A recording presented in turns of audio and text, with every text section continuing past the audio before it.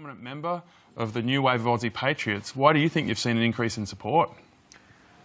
I think it's due to the fact that Australian people generally feel ostracised socially from society because they don't have anything they're allowed to be proud of.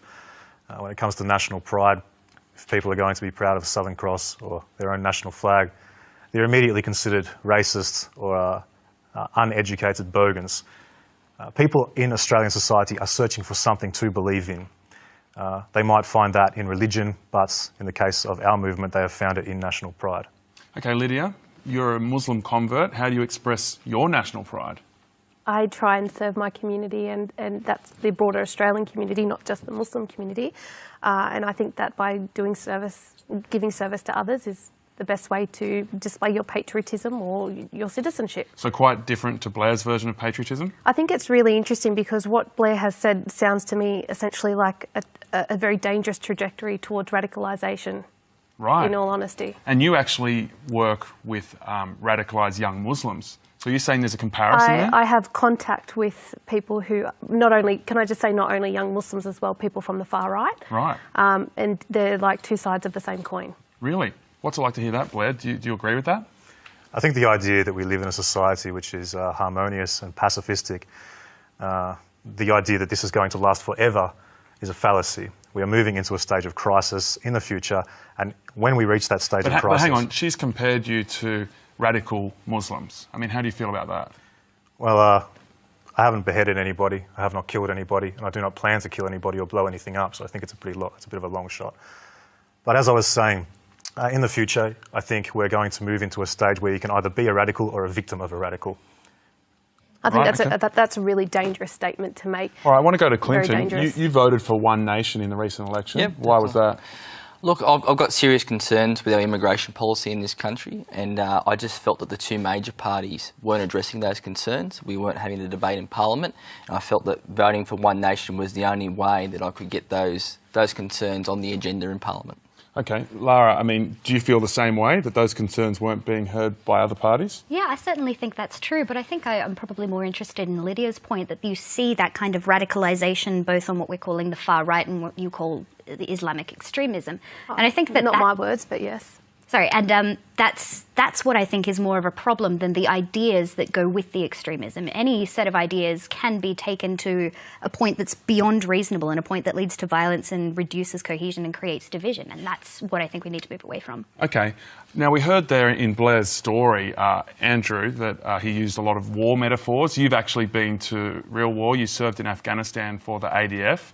How is your version of patriotism different to Blair's? Well, Blair mentioned that Australians are really struggling to find examples where we can look into things, and he mentioned the Southern Cross as the best example that we've got to work with. But I think we've got a lot of things.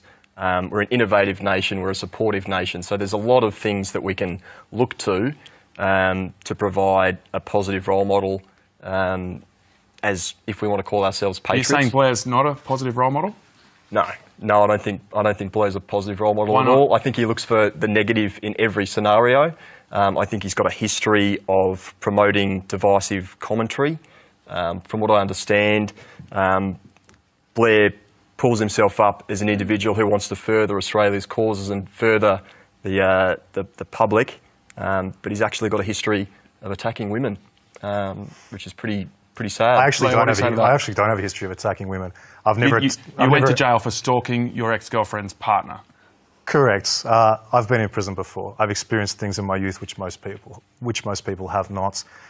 But I'm much wiser for that reason. I'm a person who constantly tries to push the boundaries of conventional society, which is why I'm sitting on this show right now.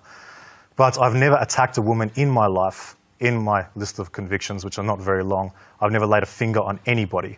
So to sit there and assert, sir, that I have attacked a woman without even knowing the first thing about my character, I would question the morality of your own. So why did you bring that up, and what evidence did you have for that? So that's just from a straight Google search. If you look up Blair, it's attributed to a YouTube statement where he says that he's used psychological and physical violence against women. And terror. I never wrote that and I never said that. False statements are attributed to my person all the time. I am constantly the recipient of character assassination, and it feels as though on this show that is what we're going for right now. So, I mean, you're basically saying that he's not someone to take seriously. Is that why you're bringing up these points? Yeah, I would detract. Well, I believe that if you go into life and you're always looking for the negative and you're trying to drive a wedge between different members of society, then you're always going to have an opportunity A wedge to between find fault. different members of society. So you've got a fault with Muslims, for example, and Tom asked me a question on my experience in war.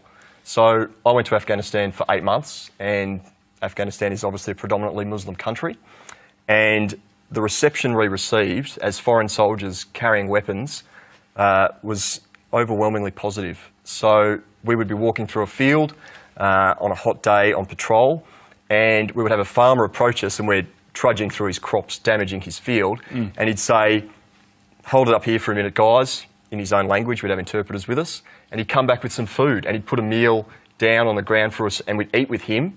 And I think that's an amazing example of how Muslims can be a positive influence on the world. Yes, and I asked the question, Blair, if you saw foreign soldiers walking down the street in Australia, how would you respond to them, and would you be willing to break bread with them? It really depends on how they would treat me. Now, to suggest that an entire collective of people, a quarter of the world's population, ought to be judged by the behaviour and actions of a single member of that collective, I think is quite small-minded. What are you judging the Muslim population on? Before I'm interrupted, allow me to finish. You said before divisive, okay? How do you believe or suppose that bringing large amounts of Muslim people into this country is going to make this country any less divisive? Or when you say large numbers, what numbers are we talking about here? Because I don't believe they are large numbers. Whether it's 5,000 or 10,000 or 100,000, how is that going to help Australia be more cohesive or more harmonious? But 5,000 is not a large number. We're a population of 24 million. These people, we're a population of 24 million, exactly. And now you'll say to me that Muslims represent only 2.2% of the population, But has it correct? not? You've made an assertion that if we bring them in, that it will make us less harmonious and less cohesive. Because we can't even get on with ourselves. Already in Australia, we have extreme division between left wing and right wing, as you saw for yourself. These divisions result in brutal street activism, and it's going to get worse and worse. All right, guys, I want to bring Nayuka into the conversation. As an Indigenous Australian, what's up? Hey, hey, Mum. What do you make of this version of patriotism? Oh, look, I love that you're passionate. You know, I love that there are people out there that, you know, care about the world. But I think, personally, you've got to chill out a little bit. Yeah, because, like, you're still in charge. You know, white people are still in charge of the country. You're still, elected into Parliament. Who's in charge of this country? Who's you don't want to be interrupted. The last few Prime Ministers have been... Is the Prime Minister in charge of the country? Technically, yes. Anyway, Blair will get to talk later. Now you could go ahead. Yeah, love your passion though. Yeah, like most of the Parliament are white people. Most of the political, economic, education, legal institutions are run by white people. We're set up by white people. You're here on tonight. You're getting to talk to the Australian public. Yeah, like, chill out, you're still in charge. White Australia, it's all good. You're going to be fine. You're always fine in this country. All right, we've got a comment. Hang on, we've got a comment. No, you're going to get plenty of time to rebut that. This is directed at me. No, we're going to get right into that on Facebook. Someone's actually giving you a compliment, Blair. Someone says, Blair Cottrell is an Australian visionary protecting his people. How do you feel about that title, Australian visionary? See, people love you, mate. You're fine. Look, I have people who love me and hate me, okay? And I think that's very kind. And I appreciate the statement, but we're going through this conversation far too quickly. You suggest that there is some sort of white privilege in this country. Do you believe that? Oh, well, if we look at who's most locked up, who is most disadvantaged... Which has nothing to do with the individual decisions people make, but you believe there is some sort of white privilege in this country. But if we look structurally, then yes, if you are white in this country, yes, would you like to be black? Okay, well, would let me ask you a question. Would you like to be treated like a black person? Do you consider yourself a white person or an Aboriginal person? I am black. I am Aboriginal. I'm Gunai, I'm Kurnai, Gunajamara, Wiradjuri, Yorta Yorta. To me, it seems like you also have some whites in your ethnicity. Is that correct? Where's your family from? Yeah, I'm German-Irish eventually. What's the point you're making here, Blair? The point I'm making is if there is some sort of white privilege, you have some white in your ethnicity. Why do you choose to identify as purely Indigenous if there's white privilege? Wouldn't you go with the ethnicity that is privileged? There are 2 points I'd like to make. Yeah, great question. I'm glad you brought it up. There are 2 things. Thing number 1, definitely the colour of my skin. I would get treated much better than someone with much darker skin. I would be... Why is the colour of skin so important? Let it's not that much different from me. From my skin, like what? I'll wait till summer, bro. yeah, the colour of my skin does matter. It would mean that I would be denied taxis, even in Redfern, just up the road. People get denied taxis all around the country, really. The way that people treat me, I would get followed around the cops more. This is true.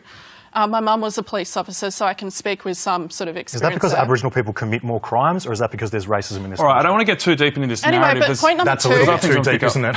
Well, it's actually quite a tangent. So it sounds Quickly like finish your point racism, then, though, if you Anika. think Aboriginal people are more likely to offend, or I They don't are know, more likely maybe to offend. intergenerational trauma is a thing, but whatever. All right. We can talk about that later. But thing number two, though, Tom, was the identity stuff. So I choose to identify as black, you know, Aboriginal, all of those nations I listed before. By the same token, you choose to be Australian, despite the fact that you have Irish ancestry. I do not choose to be Your Australian. identity is Australian, which is a choice. Irish people were part of the original people who founded and created this nation, who named it They Australia. didn't found Who it. mapped All right, guys, we're going to get deeper into all this. Your Just people, hold it mate. right There were there. semi-nomadic You are watching tribes. Hack Live. Now- Guys, just hold on there. Tribes, Seriously, logical. when I need to get control of this, you guys need to listen so we can actually make this conversation palatable to an audience and not a screaming match. Are we live So let's right do it now? now. You're watching No, Hack it's a half an hour Live. delay. It's almost live. Tonight's topic's so divisive that we are actually on a small delay, but your tweets and your Facebook comments are coming up live, so keep them coming. Hang on, I was told this was live. There's a half an hour delay. I just said it at the start of the show that it wasn't live. I made that really obvious. I've been told for weeks leading up to this was live. I just said we had to put the show on a delay. What exactly are you fighting for? Fighting for my people, And who are your people? Australian people. Even Muslims? Are they Australian people? If they're going to live by Australian standards, then certainly. And what do you mean by Australian standards? We have a culture in this country. The culture is an expression of our people. That culture is not Islam. Okay. Lydia, do you think you're living by Australian standards? Yes. If you're going to Sorry. live by Australian standards, you're kafir. Am Kafir I? is a kafir is. Mashallah, you're a scholar of Islam. I didn't even know it. I know enough about Islam to give you this statement. Kafir is characterised by his or her worldliness, their ability to only live for the world and please themselves. You don't need to school me on Islam. Our society right now pretty much does just that. We don't live for any God. We don't live for anything better than ourselves, really. We just live to enjoy ourselves right here. Your brothers abroad would consider you kafir, and they wouldn't be too pleased with the fact that you live in this society and do not adhere think they fully do. to the principles of Islam. Lydia, what do you say? He's not. You're not a scholar on Islam, for starters. Are you a scholar on Islam? No, I'm not, and I don't purport to be either. I don't purport to be either. I'm telling you what I know about Islam. Okay, all right. Great. It's- But what do you wrong? make of his statement? He says he's fighting for Australia, and whether that includes Muslims seems really unclear. The fact that you yourself have converted to Islam is proof that what I said earlier is correct when I said that people are searching for something to believe in. Oh, you don't have to. And Don't this country and the psychoanalyze state- me in why I converted. This country and this okay? state we live in right now does not provide for people anything greater to believe in. And so it's no wonder that people in this country are converting to foreign faith. I find that All right. really dismissive. Okay. Yeah. Andrew Fox Lane, you're fighting for your country, like literally in Afghanistan. What sort of country were you fighting for, and who were you fighting for? I was fighting for a country that believes in itself, that's got positivity. We get around each other, we back each other up, and one of the most important things about Australians is that we give each other a fair go. So that doesn't mean that we look at each other in fear and question differences between each other. We walk down the street and you can smile at someone and there's not an issue there. We don't look for trouble, we look to help people out. If someone's broken down by the side of the road, I can just about guarantee that someone will drive past and give you a hand, and that's No what I matter was their fighting for. religion? Absolutely. No matter the religion, colour, where they're from, what footy team they go for, we're all Australians. We've got similar beliefs. It doesn't matter what these small details are as to if a person's religion. We all want to go home to our families at the end of the day. We want to have a meal, we want to have a job, we want to have a good life. Who cares if you're Muslim or you're Christian or you don't believe in anything? It's about, you know, a positive country, and that's what we've got. And there's no cause for concern that there's a massive war on the horizon. It's not going to happen. And despite, you know, what Blair would have us, you know, think. Clinton, do you think we're having to fight for our country? Oh, look, I don't believe there's a war or anything like that, but I don't think Andrew's comments reflect everyone's opinions. I know many people... What do you know, disagree with? Well, there's plenty of people that find that the Muslims are not integrating with our culture. Like, just look at areas like Lakemba, Bankstown, Punchbowl, and Have you ever places been to like that. Lakemba, Bankstown? Yeah, I have been there. You I have? lived in the city for a year. In the city? I lived in the city, but I've been in those areas quite often for work, and I have a lot of friends that live there, and they don't feel safe. They don't feel at home in their own backyard. They feel like their culture's been stolen and replaced with another one. All right, Sarah, let's go to you. What do you think of Blair's version of Australia, the version he's fighting for? Well, it's kind of sad, like, to think that my parents who, came here, in the 90s, they wouldn't be welcome here anymore. They came here on the skilled visa, so they came here to work. They were qualified and had experience, and they came here to benefit Australia, to work in society, to be amongst Australians. Well, I can understand that, okay? I can understand that being a Muslim in Western society is probably a difficult thing. No, you're basically saying that we're an enemy. No, I'm not saying that you are necessarily an enemy, but when you starts to make up larger number of the population, then you become segregated, and your imams will encourage that segregation. But is that true, Lydia? No. Well, why is there a Muslim-only suburb being built in Melton? Why are there whites-only suburbs? There's no whites-only suburbs. Name one whites-only suburb. My point is, it's Toorak. I'm sure that there's plenty of people who aren't white that live in Toorak. That's a generalised statement. I find you absolutely fascinating, because a lot of what you're saying has no basis in reality whatsoever. I want to find out what impact this kind of conversation is having to young Muslims. Sarah, I know you had an incident at the recent election. Tell us about that. Well, look, I was born and raised here in Australia. I've lived on the Gold Coast for 14 years. I finished primary school, high school and university there. So when I called the Gold Coast home, I call Australia home. Anyway, so I went to the elections where, it was held at my old high school. And a long story short, I was told to take my bombs and get out of Helensvale. So that was... As you were expressing your democratic right to vote. Yeah. So the guy was holding a sign, protect our democracy from Islam. And, he was laughing and, come take one of these, brochures or whatever. And it was just ridiculous. I ignored him. I went in. I came back. Oh, no, I did say, why are you talking to me? Shouldn't you protect yourself from me? I might be carrying something, just because I was really angry. But, when I came back out, that comment was said. It really wasn't nice. Like, I don't think I've ever been to an airport where I haven't been randomly selected for... Do you support Australian democracy? Of course. She was voting at the election. Which is mandatory. So Australian democracy before Sharia law? Yes. You are kafir. Sharia law before all else is the law of Allah. Don't talk as if you're a scholar. Yeah. Just because say that is the law of Islam. You are kafir. Don't Go ahead, Sarah. Sharia law. Anyway, I'm just telling you. Have you read 116 of the Constitution? The Australian Constitution? Yeah. Please recite it for me. All right. Can you? This is kind of getting hopeless, guys. I mean, Andrew Marcus, you got a story there of Sarah. She went to vote. Yes. She's getting, accused of having bombs. Just what occurs is this a common experience? But what occurs to me in this conversation is that Blair has this view of Islam and Muslims as if it's a unified entity. Do you know, by a large margin, what's the largest birthplace group of Muslims who live in Australia? Do you know that? Excuse me, what do you say? In which Muslims in Australia, yes, which is the largest birthplace group? Where are most of them born? I wouldn't know. Well, it's interesting that you don't know. I think that's really telling, because by a very large margin, they're born in Australia. There are 180,000 Muslims who are born in Australia.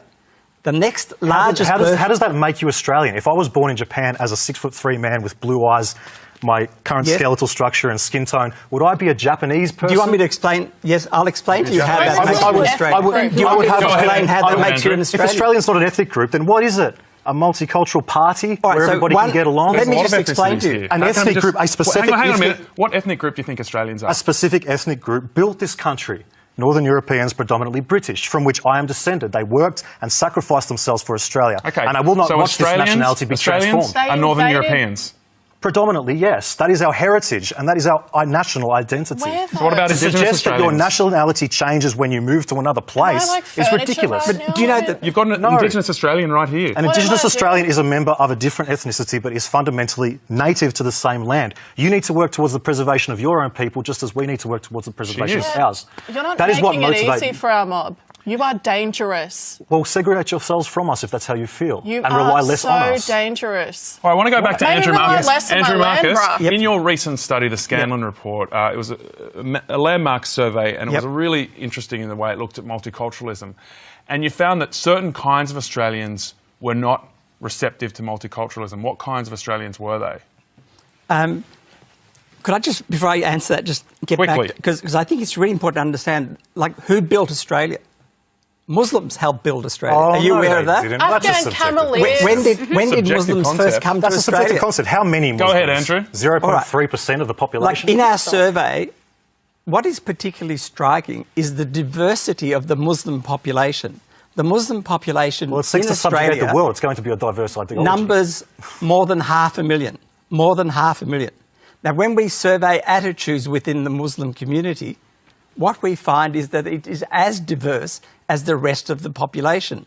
But you have this notion that somehow Muslims conform to this narrow stereotype, and if you don't conform to that, you're not a Muslim.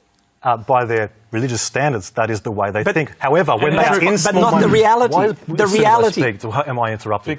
Because you're saying absolutely ridiculous things. That's Andrew ridiculous. Marcus, What? I want to go to your Yeah. point.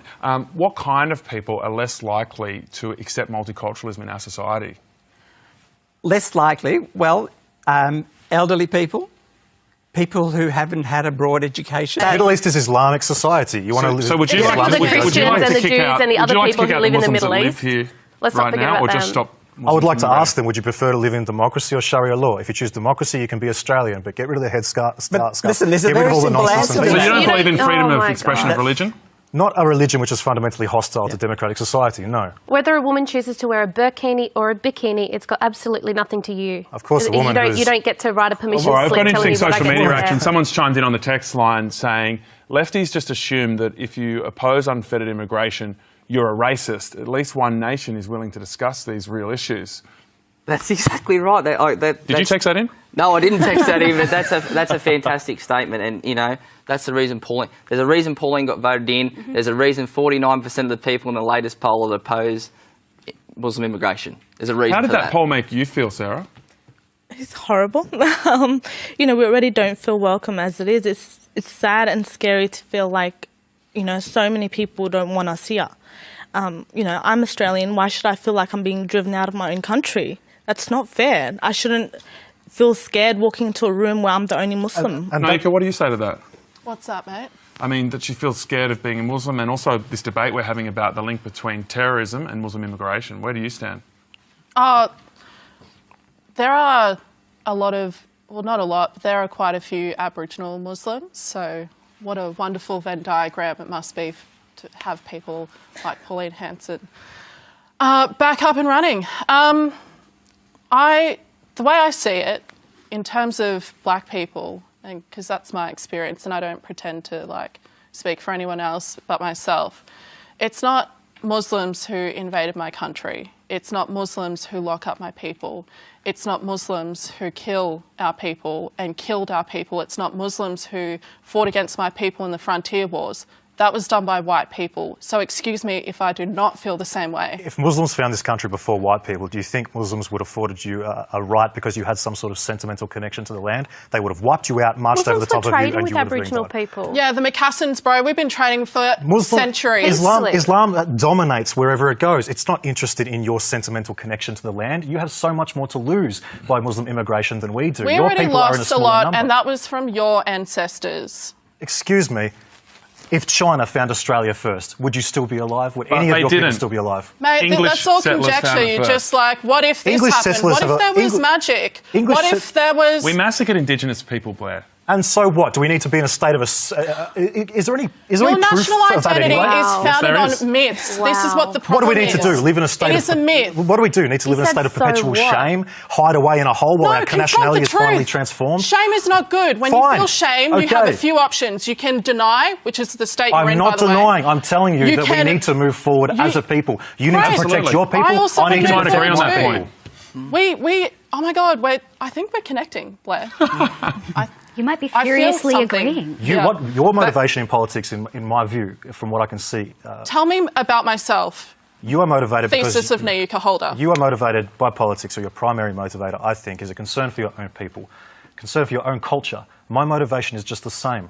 I have a culture and I have a But people I too. do not want to kick you out. I don't want to kick you out. I don't want to kick Muslims out. I don't want to kick anyone out. I want to figure out how we can confront the past, because we have a past that needs to be confronted, which is why I'm so passionate about treaties. I think it's an opportunity to actually confront the past. But I'm not I'm not open to preaching to the worst in people, which is what you do. No, it's you not. are about I represent hate. basic natural circumstances. You're about hate, dude, and no, that I'm not must about suck. hate. All right, That's a guys, let's keep subjective the statement. It conversation. doesn't mean anything. Let's keep the conversation moving along. There's lots of countries around the world. Just hang on a sec, Clinton. Do all Western countries suffer the same circumstances when we're confronted with this refugee problem? Why are we all faced with this expectation to take in all of these refugees? Just us, not China, because of care not for Africa. other human beings? Care for other human Because beings. it's the penance we pay for turning away Jewish people when they were trying to flee persecution. It might So also it's be our revenge. involvement in It's the not conflict revenge. that creates refugees in the first place. It might have something to do with Okay. colonisation that a lot of white countries or European countries For a moment. benefit from, and also did to other nations, invading and then taking their resources and stuffing those people up for centuries after. Okay, and it might just be being decent humans. Okay, let's stop sucking our thumbs for a moment and look beyond our own noses. Do you think don't know what that means. Do you think there may be an international agenda? Do you think someone may be orchestrating this? Illuminati. Who's orchestrating it? Why does the I'm Pope not sure support where you're it? going with that. No, you should. I'd like you to should get your keep listening opinion on to what's me, going but on you in won't. France. I mean, basically, we heard Damien say that it's almost impossible to live with Muslims in that community, and praise our border solutions here in Australia. What do you make of that? Well, I don't think, my best friends are Australian. I always deal with Australians. We're living in an Australian society. I am Australian. I don't understand how they could say they could ban Muslims when there are 1.6 billion Muslims around the world. What if somebody converts after? Are they going to kick him out? Or how does that even work? Andrew Marcus, what do you make of what's been happening in France? They've obviously got big problems, but it's not Australia. They have big problems because they've got people who've over several generations have been excluded from society.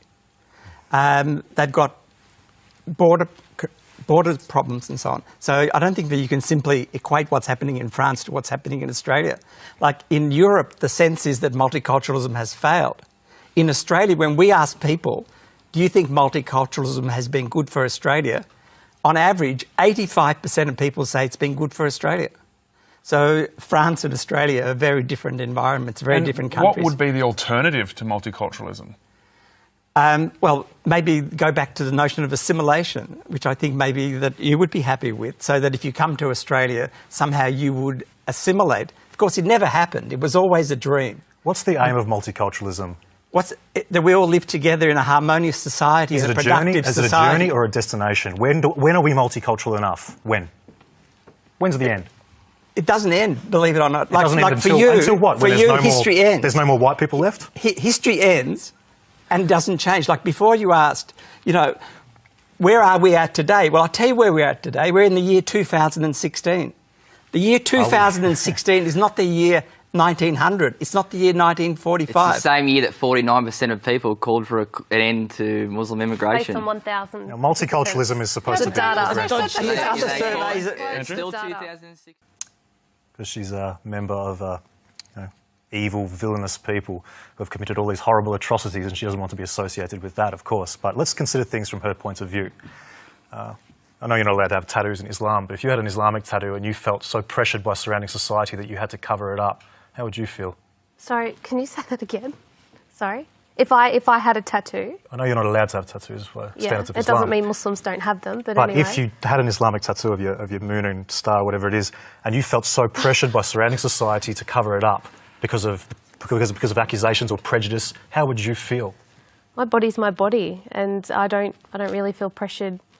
Okay, you didn't really... I mean, look, the point of the question is, how do you feel about the fact that people are ashamed of a national symbol like the Southern Cross? It's just what you could expect in a country which is experiencing complete denationalisation and transformation of its people. Even though that symbol was so closely tied with a violent riot targeting Middle Eastern people in 2005?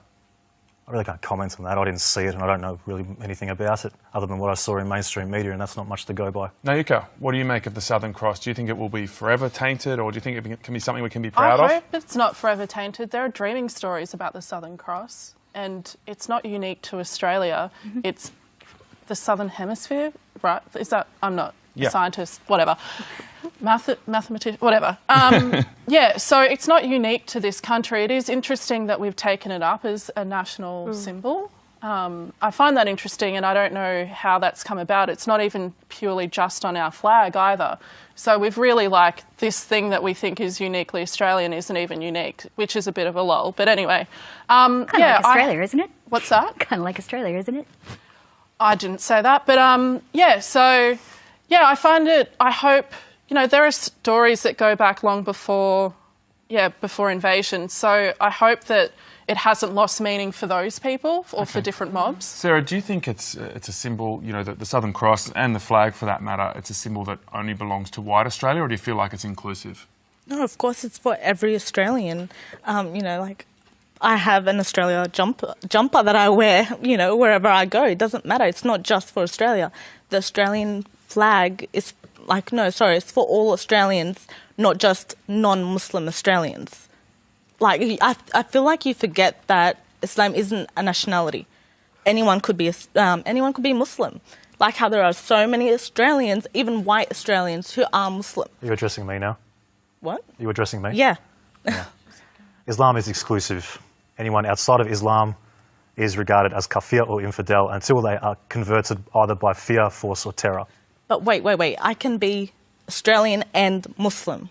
You get that, right? It's a nationality. Or white Australian. How can you be and Australian? Muslim? How can you be Australian when you are supposed to support Sharia law above all other law when Australia is democracy? No, you're meant to follow the law that you're living in, you know. We're living in Until Australia. you populate the country enough that you can take it over. Can I just say something? You've Just actually quickly, yeah. made, sorry, you've actually made comments, public comments, that you're at war, and you've made somewhat threatening comments about our own government. And you've referred back early in this conversation, starting this evening, that you're basically at war, and that includes maybe perhaps members of law enforcement and things like that. That was online. So that sounds a bit, you sound more threatening than me. All right, I want to pick up from there because The people are listening to us and watching us. all right, and Hopefully Blair, it's a I path. want to go to you. Do you think there's a way you can express your pride and your passion in Australia without being divisive? Divisive. What do you mean by divisive? Well, you're dividing people, one group from another. I'm not dividing anybody. I arrived on this scene quite recently. I'm young. There was already division when I arrived in this society. I'm merely pointing it out to you, so do not shoot the messenger. What I do does not divide people further. People are dividing themselves all in their own. I'm trying to say that if you aren't united with your own people, then you'll be in trouble. But it's the way you define your own people which is problematic. It instantly divides people because you put Muslims outside of that. Muslims put us outside of their category. All right, Lydia, what do you think? Is there a way to move forward and have this national conversation? You didn't frankly have the balls to put country before party.